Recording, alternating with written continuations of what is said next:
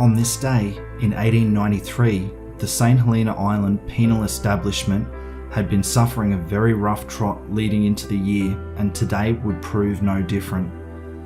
Located 5 kilometres from the mouth of the Brisbane River, out into Moreton Bay, St Helena's history of uses had been many and varied over the years.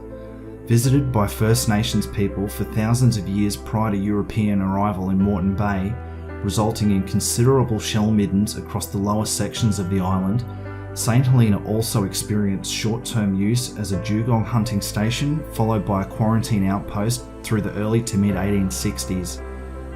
However, in 1867, due to overcrowding in the wider region's jails, the decision was made to convert the island into a high-security penal establishment for long-term prisoners. A harsh function it served well into the first few decades of the 1900s, with an equally notorious reputation to match. On the 17th of February, at the height of the 1893 floods, a tidal wave swept onto the island as a result of the Brisbane River's massive purge into Moreton Bay in conjunction with the natural tidal pattern.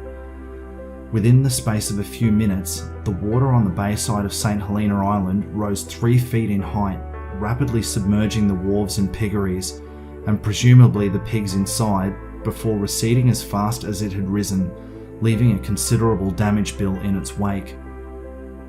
2 days later, on the 19th of February, the badly decomposed body of a child was discovered floating near the jetty of the island.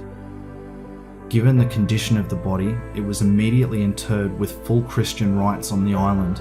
However, the clothing was removed, washed, and sent to the mainland for identification. On arrival in Brisbane, the clothing was identified by William Robertson as those belonging to his 2-year-old son Selby, who, along with his 5-year-old brother Lancelot, had been washed away in a tragic riverbank collapse beneath the Indooroopilly Railway Bridge 10 days earlier and many miles up the Brisbane River. Tragically, little Lancelot's body was never recovered. A few weeks later, on the morning of the 15th of March, yet another tragedy occurred on the island. A prisoner by the name of John English, who had been convicted of attempted rape 8 years earlier in Charters Towers, hanged himself within the recently reconditioned piggeries.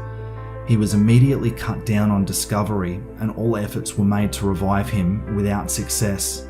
At the time, English had only served half of his 15-year sentence. On the night of the 31st of March, however, yet another disaster struck on the island, further shaking the nerve of the already edgy staff. Near midnight, a fire broke out in a row of 3 cottages just behind the superintendent's residence.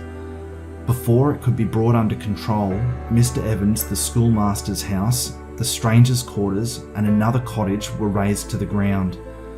On investigation, the cause was never discovered, although, in an age of hearths, candles, and oil lamps, inattention and a poorly extinguished flame were very likely to blame.